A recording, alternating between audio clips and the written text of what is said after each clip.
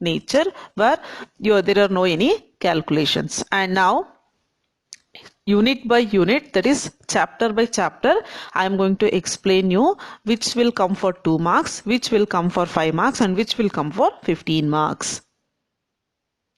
So first unit is about introduction to management. See, under this particular chapter, see, these are the most likely questions for 2 marks. Like first one is about write the meaning of management. So when you are writing the meaning of management, you can say it can be defined as, or the meaning for management can be like, management is an art of knowing what is to be done and seeing that it is to be done in the best possible manner. Or you can write definition of any a well-known person, definition you can mention in the examination. So normally we'll say management is getting things done through others, where that you can write for 2 marks. Then it comes to administration. You should write the meaning of administration. What do you mean by administration and how it is differ from management? So those things you can write. Then what is mean by scalar chain? Scalar chain is one of the principle which comes in Henry Fayol's 14 principles of management, where a scalar chain means whenever the company allocates the work to the employees, they have to follow certain structure.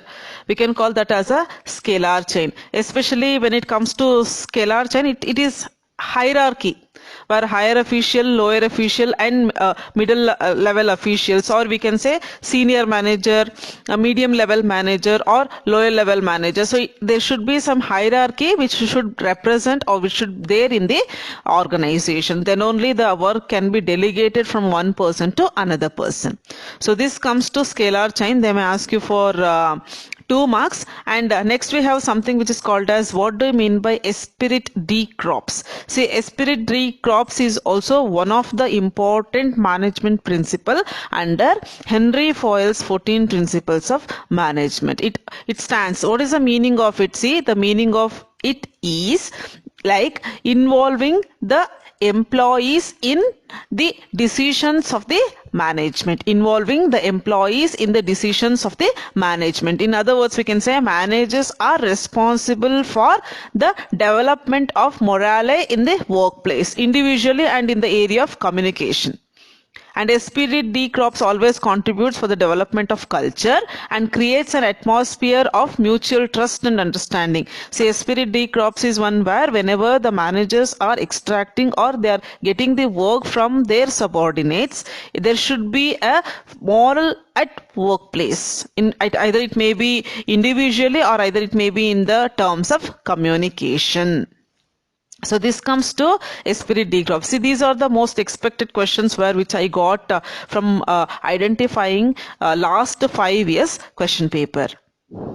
So next we have explain the difference between management and administration. So we know that management means getting things are done through others, right? And what is the meaning of administration? See, administration is where management is where more comprehensive term which includes administration. See, administration is a part of management, and it includes, or administration is always responsible for directing and controlling the activities of the organization, right? So here they will ask for 5 marks. Identify the difference between administration and management. So you can write a neat diagram identifying the differences, such as points, that is basis for differentiation, administration and management they may give. So you have to write, like, first some I'll mention here. See, first one is about policy making. See, policy making will be concerned with the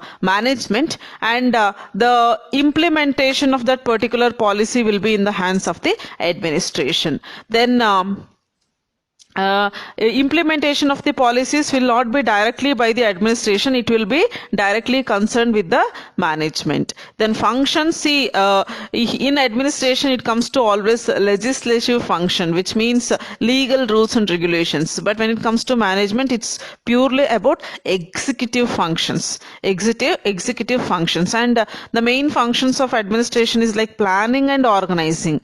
Management is about motivating and controlling. Then then when it comes to management level, the administration relates to apex or top level management, and management will come under, it relates to middle level and lower level of management. So there are so many, you can identify the difference between management and administration. When you are writing in the examination, write in such a way that the differences were basis for difference and management and administration, where by looking into the table itself they should understand the concept which you know.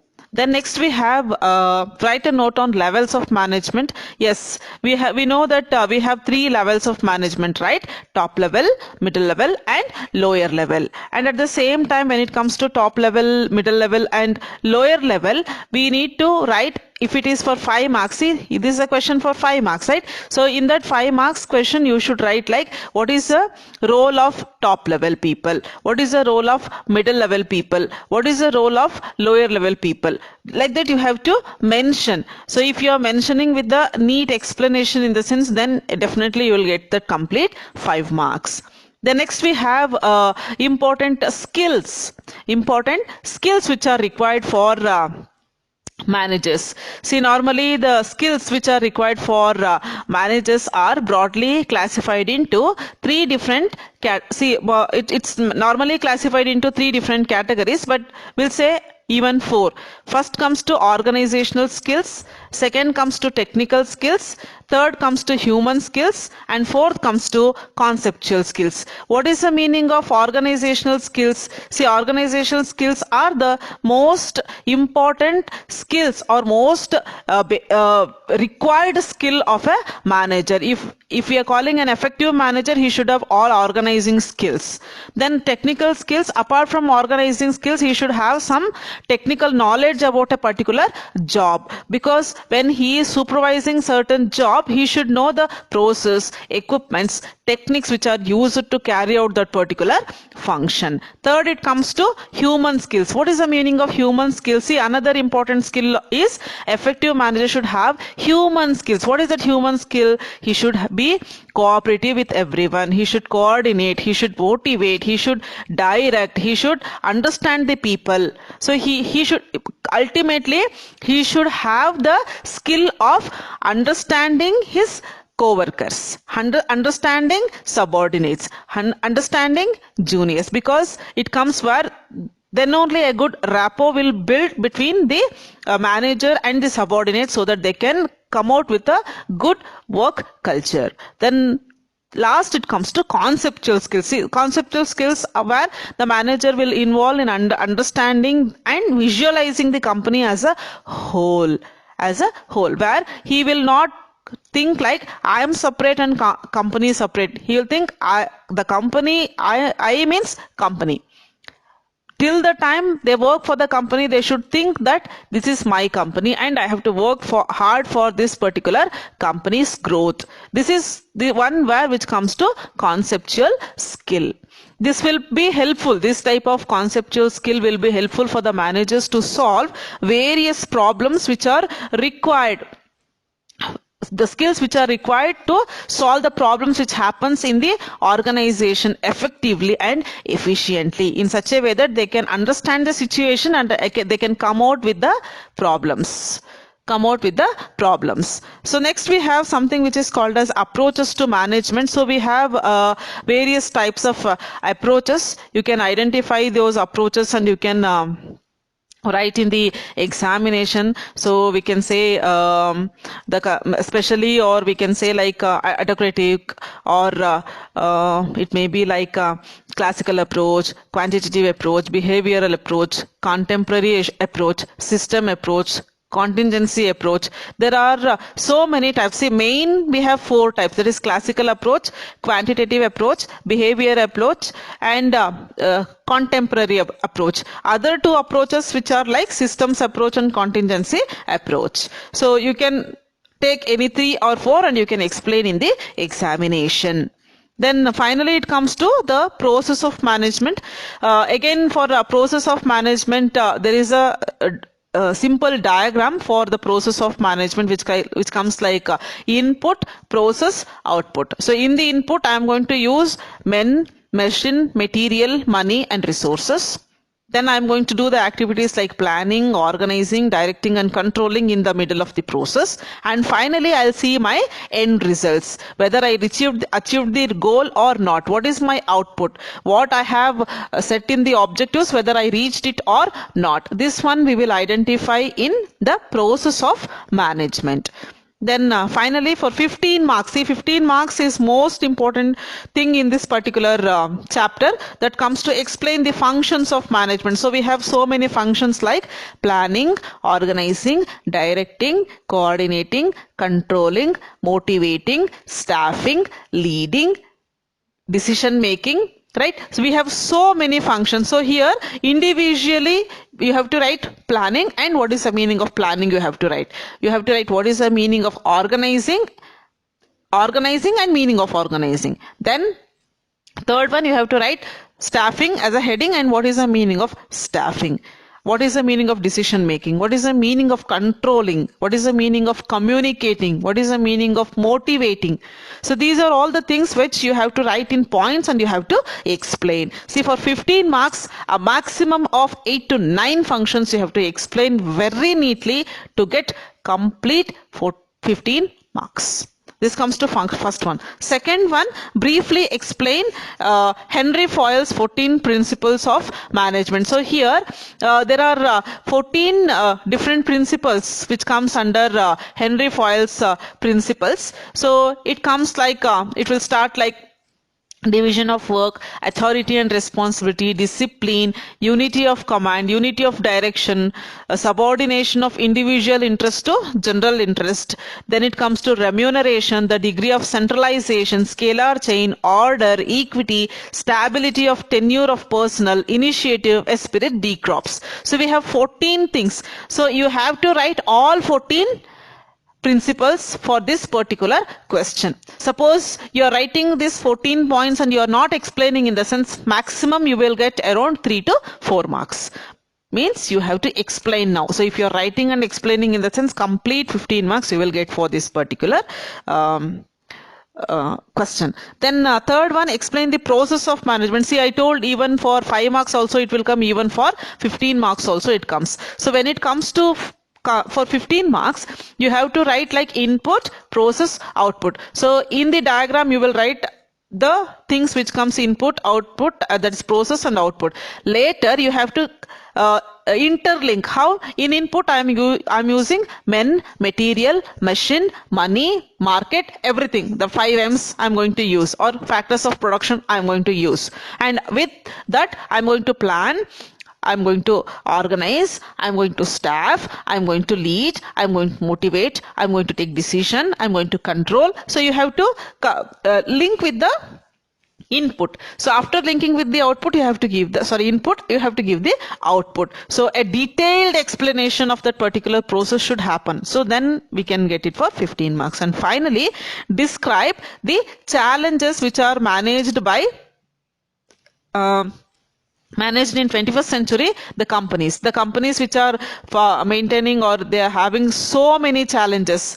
So they have so many challenges. So under that we can say information revolution in the information technology, or updation in the technology, or we can say it's like managing across borders, where see some companies will be very good in nation, that is inland sales will be too good, but when they comes to out of India, or when they are going for exporting their product to outside country, they may fail, because it's very challenging now. When I'm going globally, it comes like I have to face the competitors at global level. So there are so many challenges which will be like impact of globalization, across managing the legal regulations which comes under across borders, revolution in information technology, or it may be security issues, or sometimes it comes to usage of platform for business transaction, corporate strategies, ethical issues, social responsibilities, ecological issues,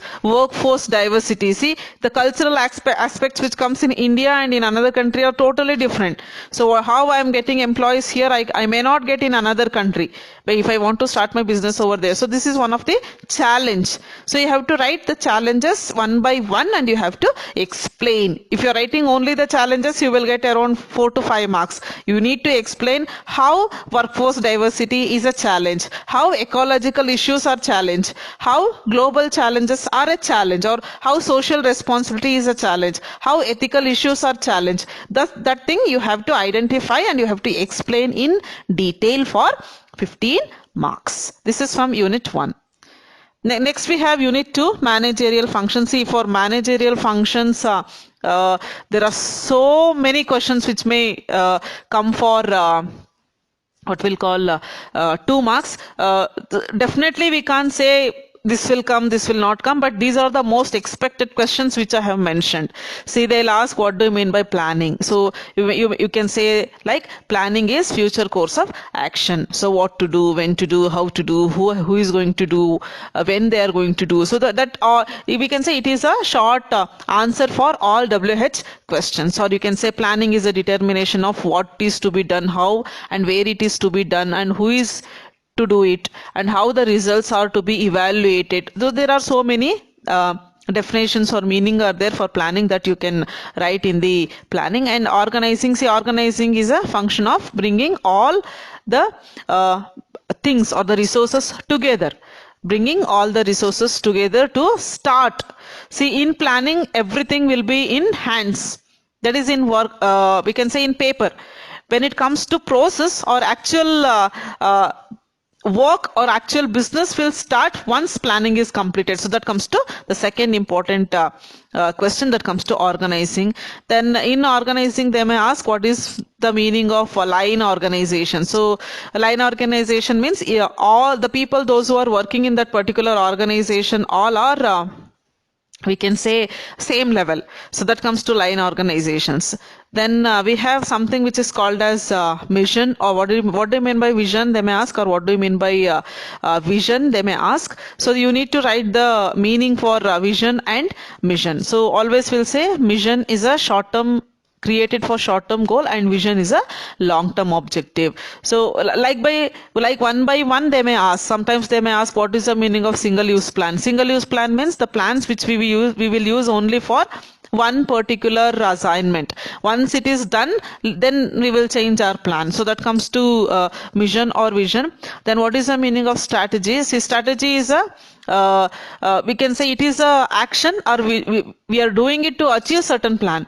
So plans to achieve plan will call as strategies. Then what do you mean by organizing? The process of organizing they may ask, and you can write like they may ask like the thing which comes under like what is the meaning of authority. See, authority and responsibility, we can say it is not one and same. Authority means we'll be having the we can say it's like having the capability of giving certain instructions. That comes to authority. And responsibility means following those instructions.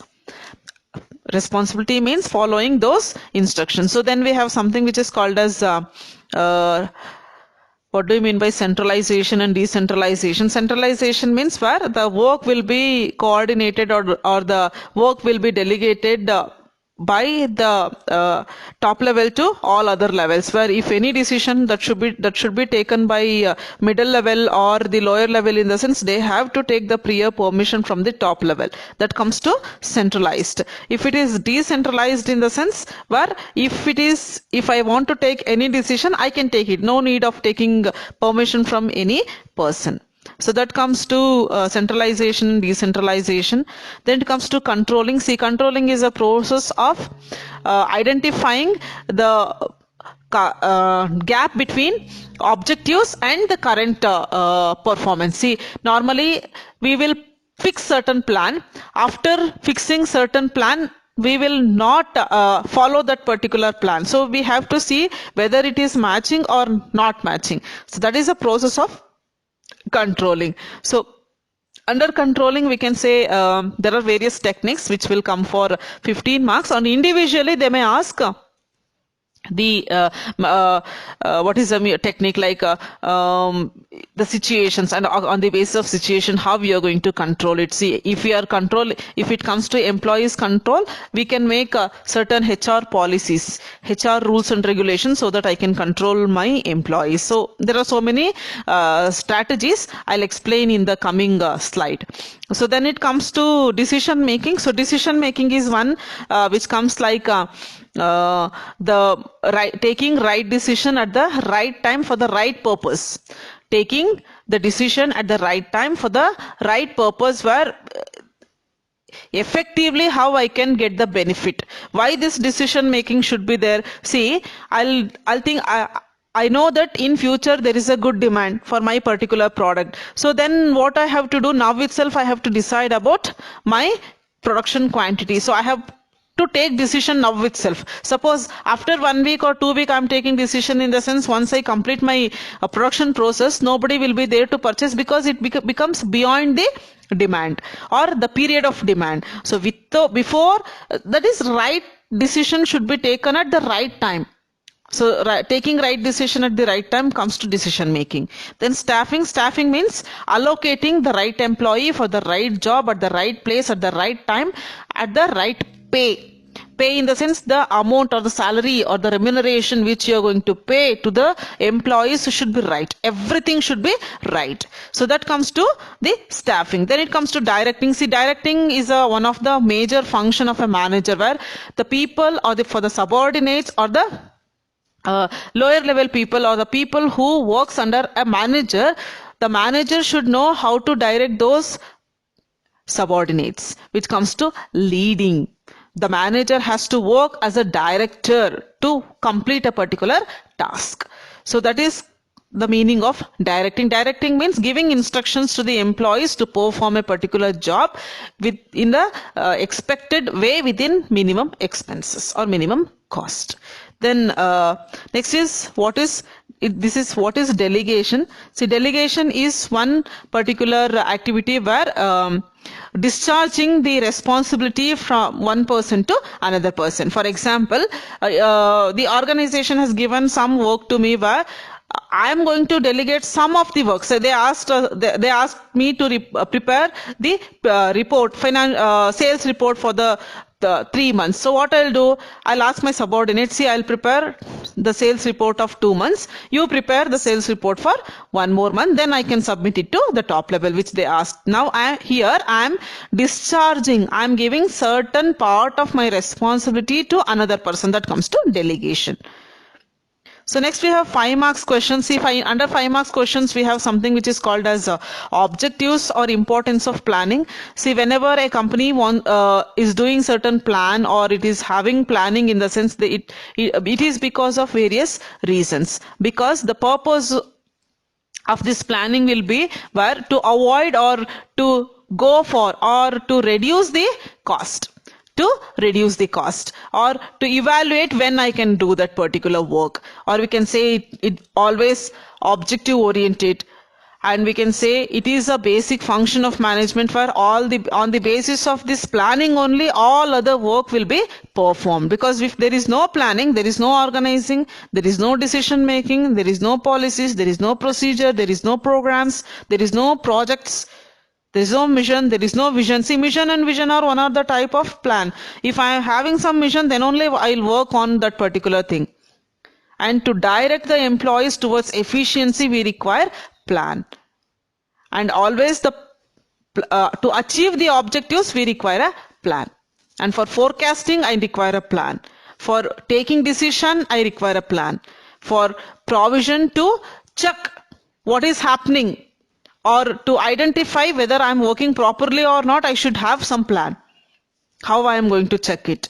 Who is going to check it? Everything should be coming under the importance and objectives of the planning. So then next we have principles of organizing. Right? See, organizing is one of the most important concept which comes under organizing, because whenever we see good organizing or effective principles of organizing, in the sense it should be effective and efficient.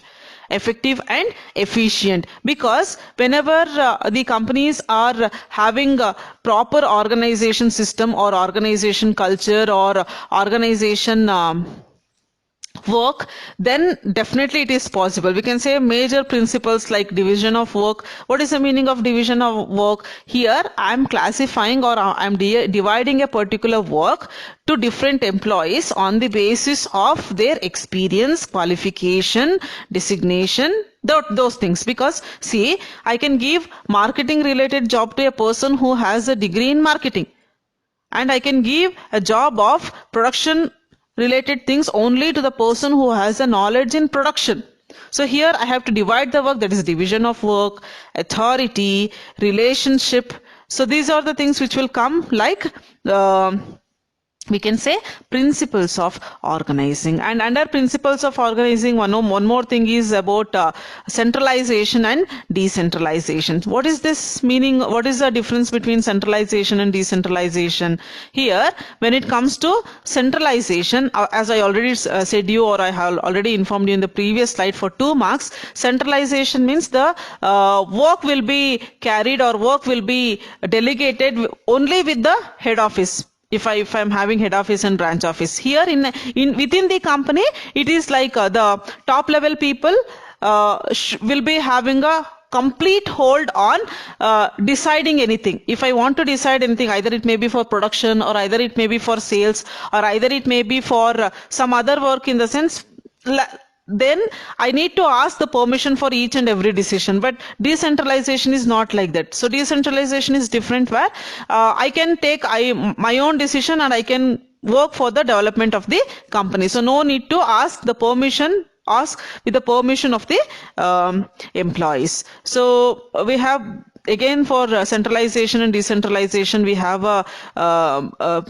need to diagram. So by using the need diagram, we can find the difference between centralization and decentralization. Then we have something which is called as types of planning. See, there are so many types of planning, and this particular thing they may ask even for 15 marks also sometimes. So we can say the planning will work like I can say from the beginning, it is like mission, vision. Again, on the basis of types also we have various types of plans.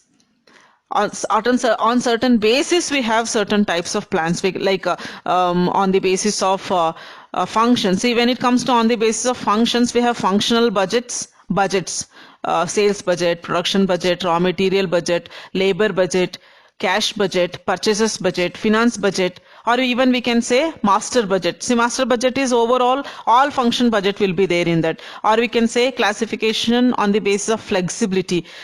We can say flexible budget and fixed budget. And if we see some other type, it comes like programs. Then it comes to the procedure, rules, regulations, vision, mission. So we can use procedures, strategies, so the objective. See, there are so many types, and these particular things they may ask you even for 2 marks. Like what is strategy, what is procedure, what is flexible budget, what is fixed budget. They may ask anything for 2 marks, and combinedly they may ask for 15 marks. Then finally we have organizing. So when it comes to types of organizing, we have centralized organizing, then we have decentralized type of organizing, then we have something which is called as line type of organization. Then we have something like a horizontal, vertical type of organization. So again, these things will be helpful for you, like informal organization, formal organization. So you can identify and you can mention and you can write in the examination. So see, one thing will be related to one concept. So if you understood, see, when it comes to organizing, we'll call formal organizing, informal organizing. So what is the difference between formal and informal? Formal organizing is one where there will be strict strict rules and regulations where they have to follow, and it is the organization is purely formed for particular purpose. But informal organization is one which will be on the basis of their personal interest. So 4 people from same area will group together and they'll work. That comes to formal group or formal type of informal type of organization. There is no any rules and regulations, there is no qualification, there is no policy, there is no regulation and all. So this comes to 5 marks question. Then we have 15 marks question. So under 15 marks question, the first thing is about process of process of planning. So we have a neat diagram for planning process, how it will start. See, creating the objectives, evaluating the objectives, identifying the best objective. So we have certain steps. If you want me, if you I may say like the first one, which comes to recognizing the need, why I have to do. Then second, it comes to gathering necessary information. Then laying down the object, that is writing the objectives or creating the objectives. Then determining the planning process, how I am going to achieve it. Then I'll be having another step which is considered as examining the alternative course of action. Because why we have to find alternative course of action? Suppose when I'm implementing certain plan, if it got failed, in the sense I should have some substitute in my hand. We can say backup. That backup should be there. That comes to 5th step. Then evaluation of action patterns, how I am going to achieve. Then determining the secondary plans. So here determining secondary plans means associated plans. For the major plans, there are certain secondary plans or additional plans which are required to achieve major plan. So we can say minor plans and major plans. Finally, we are going to implement the plan from paper to actual situation. So that comes to process of planning. So next we have something which is called as organization model. So again, approaches to organization.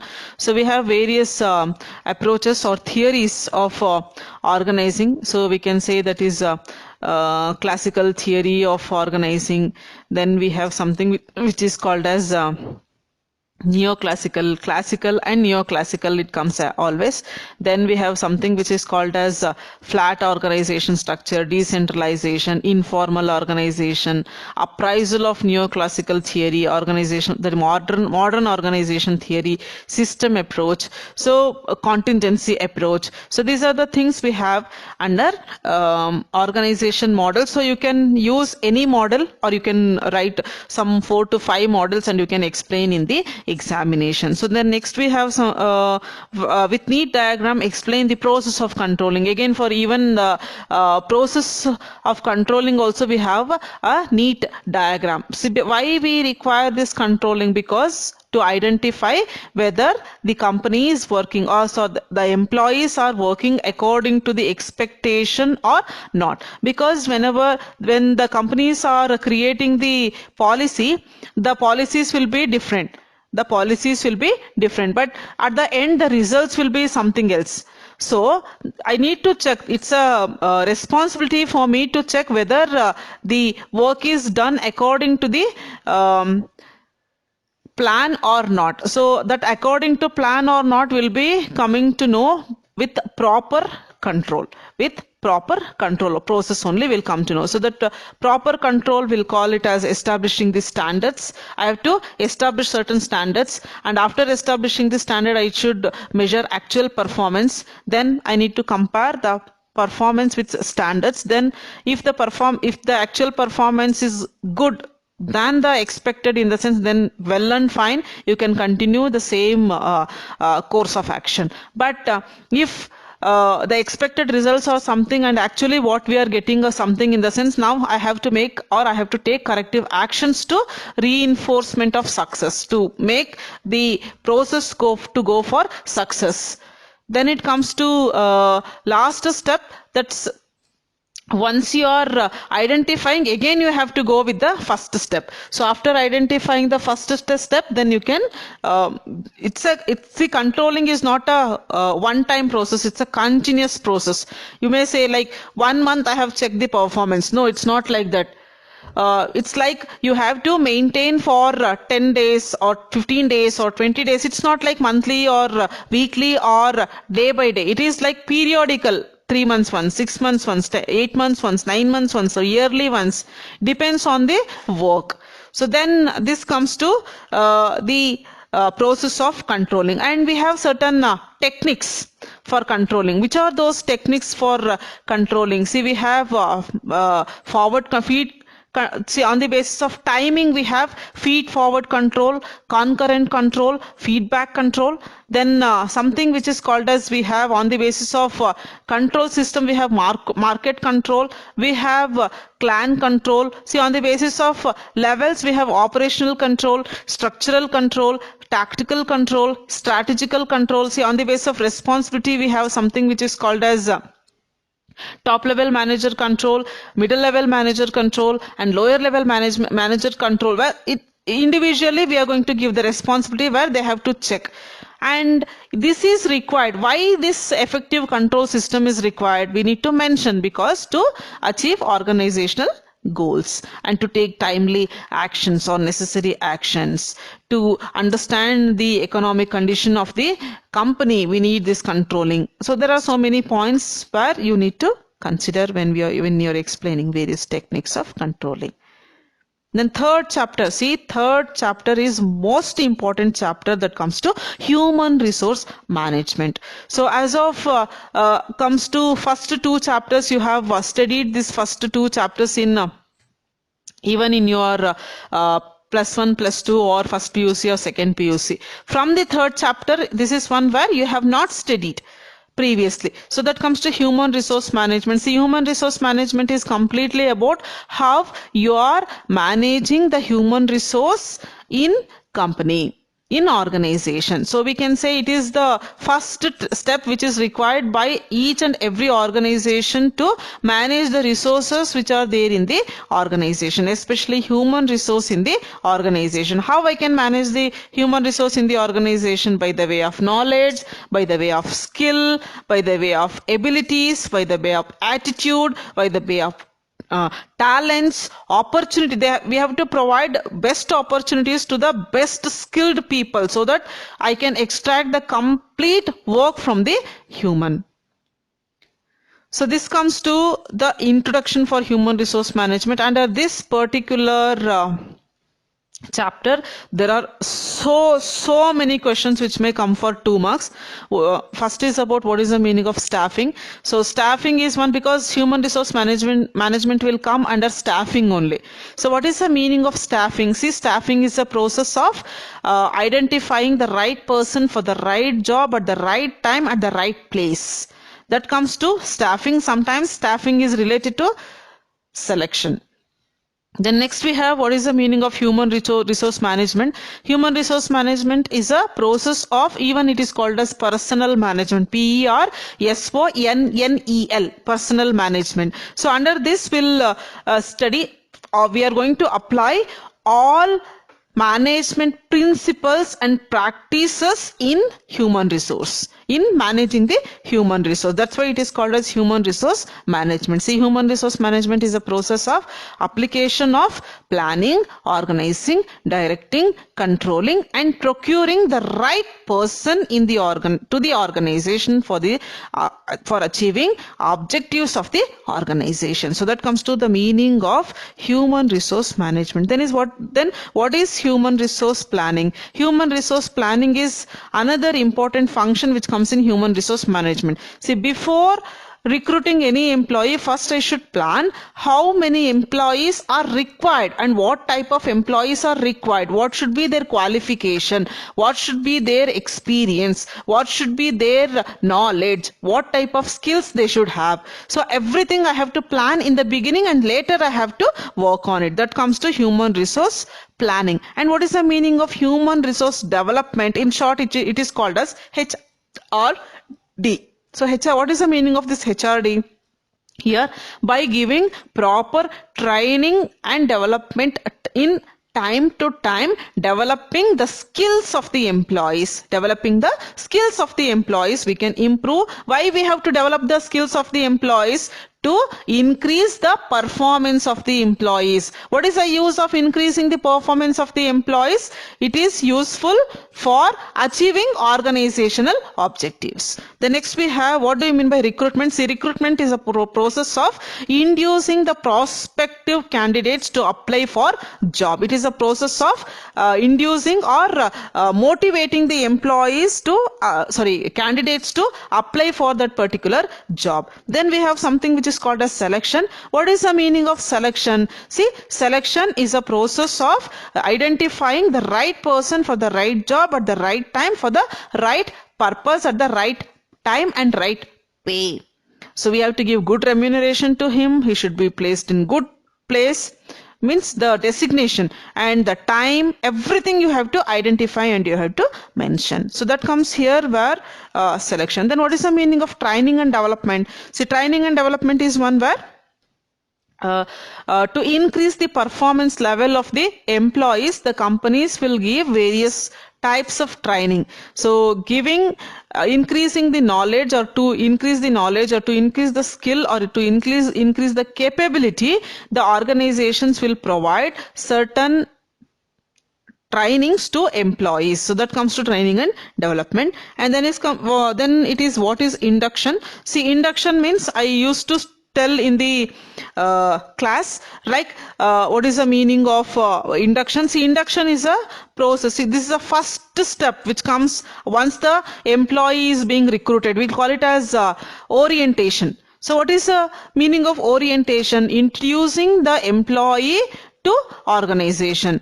With like, see, once a person recruits to the organization, we have to give all the information about our organization. He is a manager, he is a director, he is a board of director, he is a CEO, he is a CFO, he is a production manager. Like that, I'm going to introduce my company employees to them. Not only company employees, you may have the like it's like see, if you take the example, whenever there is a orientation, when you join for first semester, we have given orientation like in AIGS or in Acharya, we have something like AD cell, we have NCC, we have NSS, we have cultural committee, we have student welfare. So these are the things which we have given an introduction to you, where this is orientation, where you came to know about that particular company. This comes to first step, because when I am joining to a particular company, I should know what company is. Then next we have, what is the meaning of job analysis? See, job analysis, will call it as a process of identifying various things which are required for a particular job. See, for a particular job, we require human resource planning. Right? Then we require something which is called as recruitment, then job evaluation, job description, then it comes to job specification, like job description. So there are so many things which comes under job analysis. The meaning of job analysis, we can say job analysis refers to the process of collecting information about a job. Otherwise, you can say it refers to anatomy of a job. Job analysis is performed on the basis of jobs only. Means who is going to do, what he is going to do, how he is going to do, what is the qualification he should have. So this comes to the meaning of job analysis. Next we have job design. What is the meaning of this job design? See, job design is one where for a particular job, we will create how the person is going to perform that particular job. That comes to job design. The rules and regulations which he is going to follow will mention in that. So that comes to job design. Then we have job description. What is the meaning of job description? See, job description is a functional description of the contents which the job entails. So here, what work he is going to do. But when it comes to job design or job specification, we are going to say how he is going to do. But in job description, we'll say what he is going to do and what is the nature of his work, what are the conditions he has to follow, and what are the hazards which are there in the job. So that comes to the job description. Then we have something which is called as job specification. What is the meaning of this job specification? We'll say job specification is a statement of minimum levels of qualification, skills and physical and other abilities, experience, judgment, attributes required for performing a job effectively. Suppose if I say production manager who is working in the production unit. So what are the skills he should have? He should have engineering knowledge. He should have first aid knowledge. Right? He should have the knowledge of operating a particular machine. So this comes to the job specification. Then we have something which is called as what is performance appraisal. See, each and every organization will be having HR department, and under HR department one important work is about performance appraisal. What is the meaning of this performance appraisal? See, once the company recruits the employees, it has to assess the performance of the employees. Once it is taken the employees to the job, it has to check whether that particular employee is working properly or not. So performance appraisal is a process of evaluating the actual performance of an employee in the organization from time to time. So that is performance appraisal. The next one is what is the meaning of retention of employees? Retention of employees is a process, or it is a situation where how effectively the organization is making the employees to be in the organization for a longer period. How the companies are retaining the employees for a longer period. So that comes to retention of employees. Then next we have what is fair wages. Fair wages are the wages which are fixed by the government, and it should be from that particular wage it should be fulfilled, or the employee should have the capacity of fulfilling his basic needs. The next we have job rotation. So job rotation is a process where the employee's designation will be changed from time to time. So we will call it as in rotation basis. Sometime one manager will be a subordinate, and subordinate will become manager. Again, manager will become subordinate, and subordinate will become as a manager. So it comes to job rotation, means shifting one employee from one position to another position. Why they are doing this job rotation? Because to get the knowledge of each job. As a subordinate, I know what is my responsibility. At the same time, as a manager also, I should know what is my responsibility. See, if I know both the responsibilities, then suppose if the manager has not come also, or if the manager has not reported to the duty also, the subordinate can complete that particular work. And why this job rotation is there? Basically, this job rotation is a type of training to the employees to fill the gap between expected result and the actual result. Then we have something which is called as promotion. What is the meaning of promotion? So promotion is a process of increasing the work nature of the employee by giving certain increments. So there will be a change in the designation also, there will be a change in the rules and regulations also, the procedures also, the work nature also. So everything will be changed. That is from lower position to higher position. Then what is the meaning of transfer? Transfer means sending one person from one place to another place with another designation. Sometimes what happens, I have one branch where the company is performing it very well, and another company which is not performing good, some production department or marketing department. What I can do, I can transfer an efficient employee from one branch to another branch. So this comes to transfer. Then what is the meaning of demotion? Demotion is a process of reducing the designation, or putting the employees to lower level designation compared to previous designation. So that comes to demotion, in terms of even salary also, in terms of designation also. That comes to demotion. So these are all our 2 marks question. Then next we have 5 marks question that comes to explain the Features of human resource management. So the main features of human resource management comes under it is concerned with the growth and prosperity of the organization. Then it comes to the nature where it will be playing a vital role to retain the employees for a longer period. There are so many what we'll call features which comes under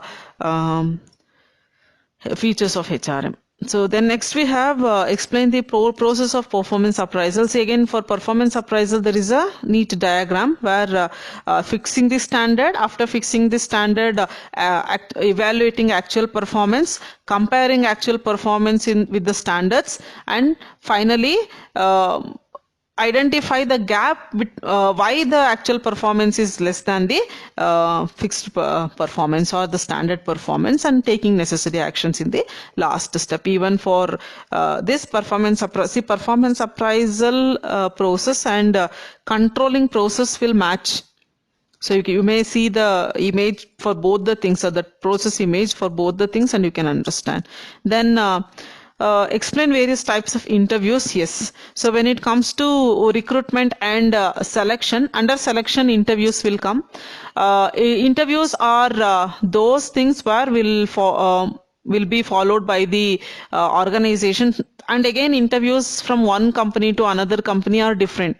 So it's like however they want, they can use that particular interviews. There is no any condition that this particular company is having this type of interview and another company is not having any interview, that type of interview. See, interviews may be personal interview, or we can say like telephonic interview, or we can say now we have online interview, or it may be like group discussion. So there are so many types of interviews to evaluate the skills of the employees, candidates to select for a particular job. So that comes to the types of interviews. Then next we have advantages and disadvantages of training and development. See, sometimes what happens, these training or performance appraisal or human resource management or HRD or selection or recruitment, sometimes they will ask for 2 marks also, like write any 2 importance of recruitment, write any 2 importance of training, write 2 any advantages of training, write any 4 disadvantages of training. So they may ask for even 2 marks also by asking numbers, that is 2, 3, 4, like that.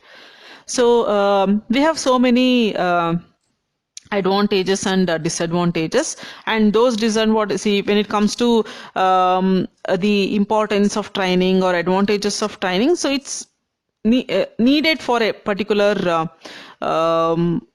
organization to increase the capability of the workers to get worked into the organization. The advantages are huge for training. So next we have write a note on job description and specification. So they may ask either job description or job specification, any one they may ask. You have to write. See, job description means it will give the information like how he is performing, where he is performing, and what are the rules and regulations he has to follow. Then what is the meaning of specification?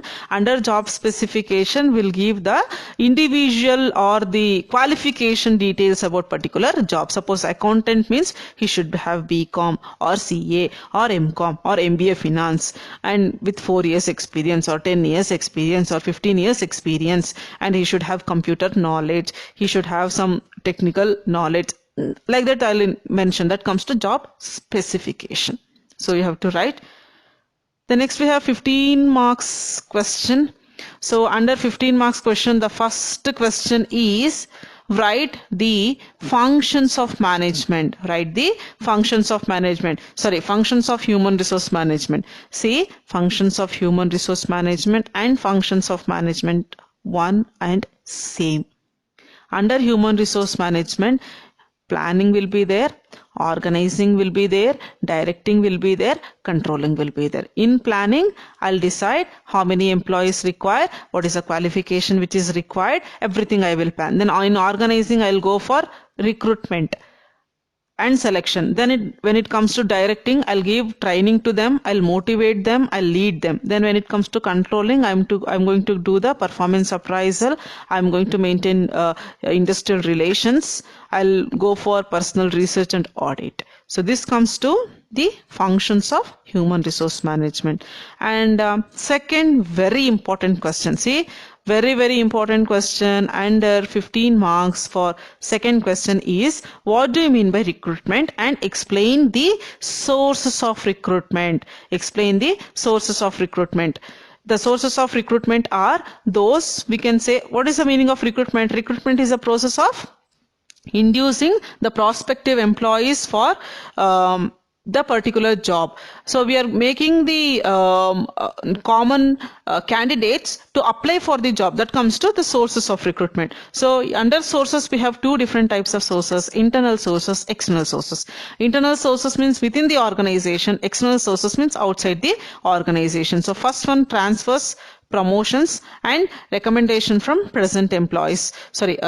Present employees will be considered for the higher positions. In external, we have advertising, employment exchanges, educational institution, that is campus selection, advertisement at the factory gates. Then it comes to labor unions, former employees, that is retired employees. So we have so many internal and external resources where each and every sources should be written in detail for 15 marks. In detail you have to write for 15 marks. The next we have explain briefly the types of training. See, the types of training will be under two different types. One is on the job training and another one is off the job training. See, on the job training means along with the work you are going to get trained. When you are performing the work itself, you will be learning the things. So that comes to on the job. Off the job means you are not performing the actual job. They'll give 3 months training, 6 months training. Later they will post you to a particular job where from that particular time you have to start with the job. And next we have the process of selection. See, whenever we are identifying the selection process, it is having certain steps. Which are those? The first one is inviting application. After receiving application, we have to evaluate the application, that is scrutinizing the application. After scrutinizing the application, I'll give a written test. Once you pass in the written test, I'll go for psychological test or group discussion or writing an email test. Then we'll call for personal interview. After going with the personal interview, we'll go for reference check. If you have went for an interview with the reference, in the sense we will check about you. Some of the companies, what they will do, once they got the job, once the candidate is selected, they will make the calls to their relatives or their friends or to some people. Suppose if you take me as an example, if I am going for a job, in my resume I will give 2 references. Which are those 2 references? I will give my principal sir number and I will give my teacher number. So they may call my principal or teacher, they may ask about my performance. How, especially not on performance, on behavior. Then we can say medical examination. So this medical examination is not compulsory and it is not there in all the type of jobs. It is specially for the people, those who work in hazardous environmental organization, in the sense, for them they will do basic medical examination. That is like sugar or BP or something like they'll check. Then final selection. So once the candidate pass all the test or steps he gone through, in the sense, then final selection will happen. After final selection, the person will be posted with the designation to a particular post. That comes to placement. So this is process of selection of process of selection in human resource management. Next, 4th chapter, introduction to entrepreneurship. Yes, see, this is also most important chapter. Most important chapter for examination, because in this particular chapter also we have lots of question for 14 marks. sorry, 15 marks, that is section C, not for section A or B. We have for C more number of questions, especially what is for 2 marks. Here I have who is an entrepreneur. See, entrepreneur is a person who is ready to take risk and who with an innovative idea he is starting here his own business by taking the permission from the respective people or respective categories. So that comes to entrepreneur. What is the meaning of enterprise? Enterprise is an institute or an organization. It is not a it's a physical we can say physical person or a right. I was explaining about drawn entrepreneurs and Fabian entrepreneurs. See, Fabian entrepreneurs are those entrepreneurs who will be very cautious about experimenting new changes in the business. They'll be always prefer to get the innovations in their business, and they imitate only when it comes to perfectly clear, and they confirm that there is no any loss, then they will follow. But drawn entrepreneurs are those entrepreneurs where they will refuse to adopt any opportunities that makes to change any production or marketing strategy or anything, but they'll not go for any imitating type of entrepreneurs. They'll be having their own innovations. Then next we have who is called as an innovative and imitative. Innovative entrepreneurs are those entrepreneurs where they introduce new goods, new method of production, new market, and they recognize the enterprise. And it is most important that such entrepreneurs will work only when a certain level of development is already achieved, and the people will look forward for change and improvement. Then when it comes to imitative entrepreneurs are those entrepreneurs where they imitate the successful entrepreneurs. Suppose if you take me as an example, I'll follow the policies which we have been used by Narayan Murthy if I'm starting any software company. So I'm imitating Infosys company people. So it comes here imitative entrepreneurs. So then we have finally, what do you mean by women entrepreneur? Women entrepreneur, it's basically comes on the basis of gender. In gender, we'll bifurcate the entrepreneurs into men entrepreneur and women entrepreneur. So women entrepreneur are the entrepreneurs who are any enterprise which is owned and controlled by a woman or group of women which will be having a minimum financial interest of 51% of capital and giving at least 51% of employment generated in the enterprise to a woman. These will be called as women entrepreneurs. The women entrepreneurs are defined as a enterprise owned and controlled by women or group of women, or 51% of shares are held in the hands of the women, or 51% of the employment is given to a woman. So this is about 2 marks question. Then next we have 5 marks question. So here there are two things which we can identify the difference between entrepreneur and enterprise, and another one which comes to entrepreneur and intrapreneur. So they may go ask any question to you which comes like a difference between entrepreneur and intrapreneurs, or the difference between enterprise and entrepreneur. So this is the only chance which is there for 5 marks. The next we have 15 marks. See, under Unit 4, 15 marks chances possibilities or more. Like first one which comes to explain the characteristics of successful entrepreneur. See, there are something which we understood in first unit, that's about the characters or the role of an manager, or the skills which are required by the manager. So we have discussed something like that, right? Likewise, if you are calling an entrepreneur, he should have certain capabilities. Which are those capabilities? He should be a good leader, he should be a decision maker, he should have the ability to solve problems at any situation, he should be having good leader capabilities, he should be a good communicator, you can say he should be a hard worker.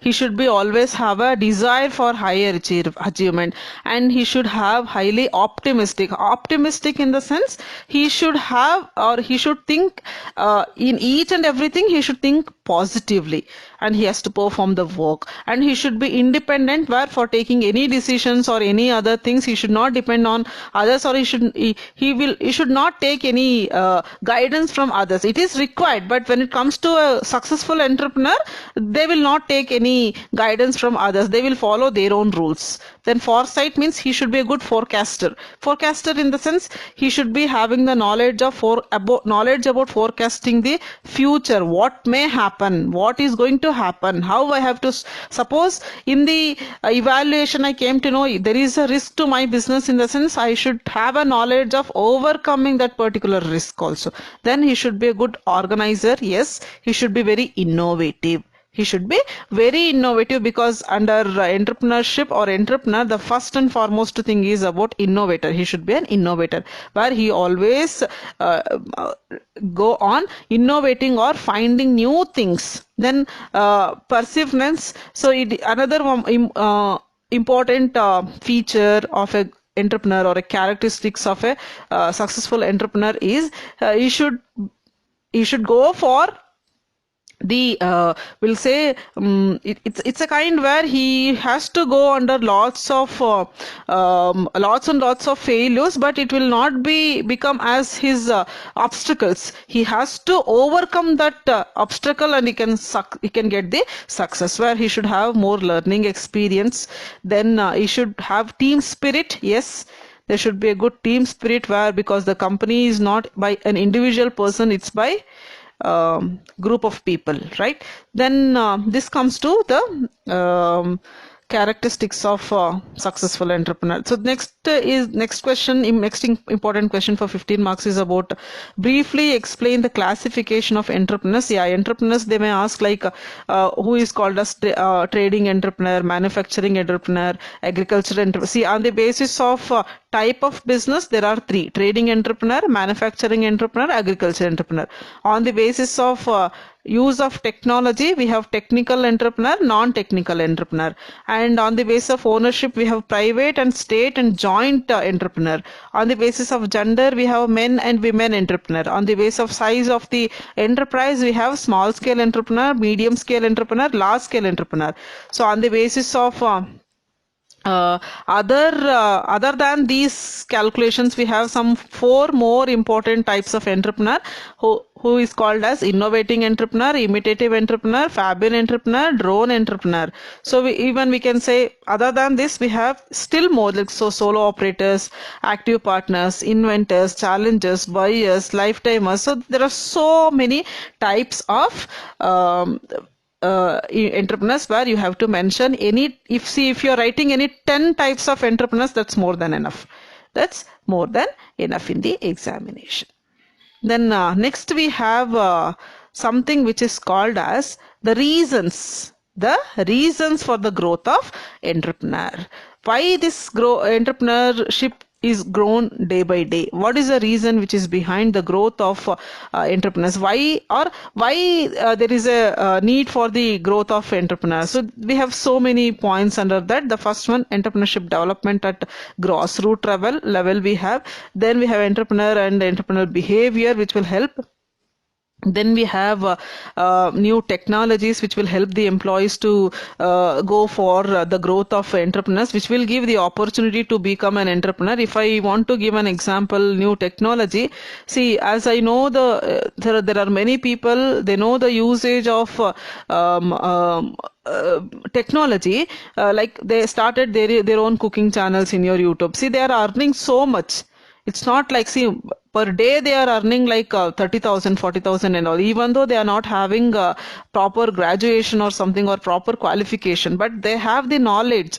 So that how they got this knowledge, this is because of technological knowledge they have, so that they have become entrepreneurs, because we are calling them as YouTubers now, right? So that comes to new technologies. Then deregulation and privatization. See, sometimes the regulations are being reduced and privatization came into existence. Privatization means we are converting the government organizations into private organizations, where because if we see the job opportunities, all the candidates or the people, those who are applying for the government job will not get. Only 2% or 3% only will get.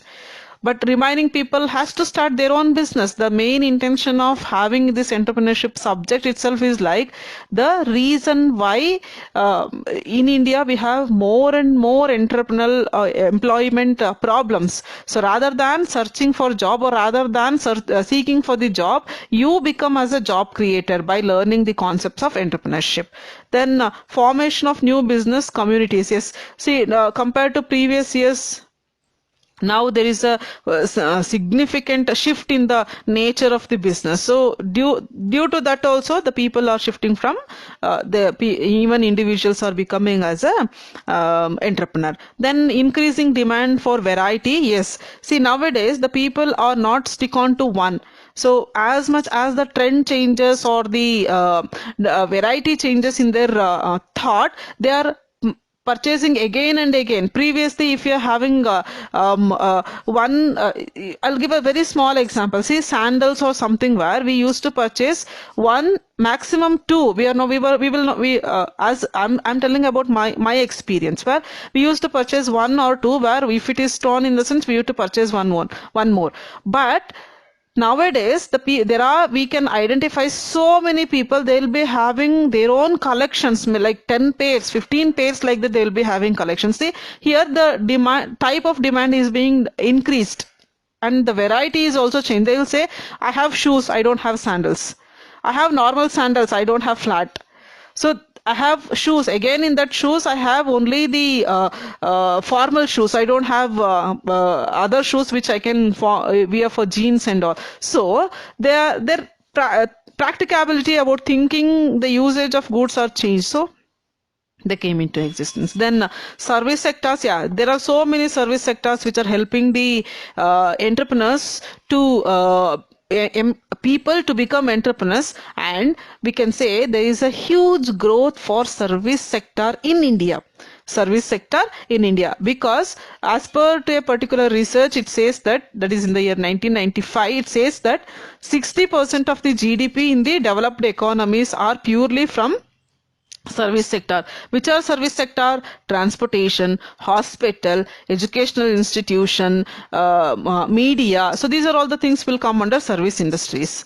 Then next we have government initiatives and subsidies. Sometimes what happens, I'll say I don't have money, but if the government is ready with money, in the sense I can utilize the funds which are given. So to increase the employment opportunities, or to use the resources which are available, I can go for this particular type of entrepreneurship. See, these are still so many are there, like education, innovation, then self improvement, or we can say dissatisfaction from the existing job. Sometimes what happens, the people, those who are there already in a particular job, they'll not get satisfaction. So at that time, they'll from employee they'll become employer.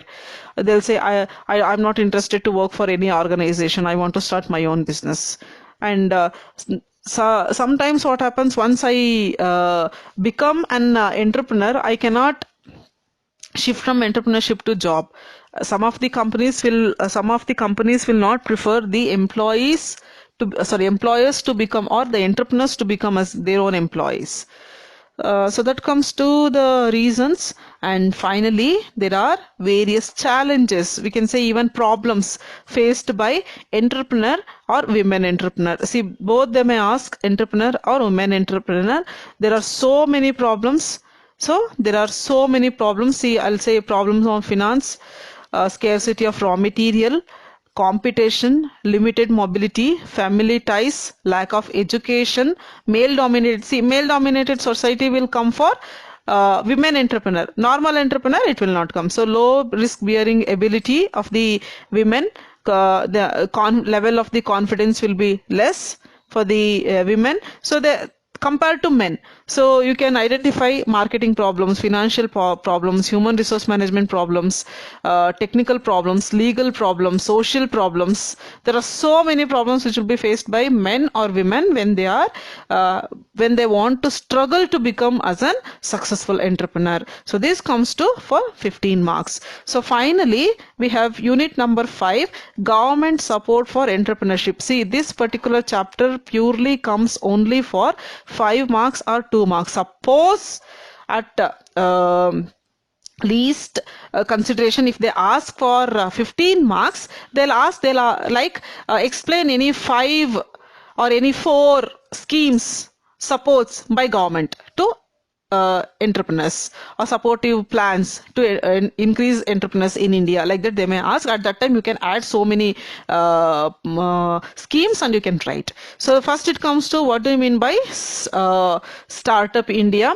So Startup India, it's a innovation which is being started by the government of India. See, again, when it comes to the fifth chapter under Startup India, if they're asked what Startup India, in the sense you have to write when they have introduced. If I want to say the example, see, Startup India started on, or it is being introduced by our honorable Prime Minister, so Indian Prime Minister Narendra Modi, during 15th August 2015 in address from the Red Fort in New Delhi. The action plan was on simplification handover. So there are so many, each and every plan will be having its own objectives, remember, and those objectives should be mentioned.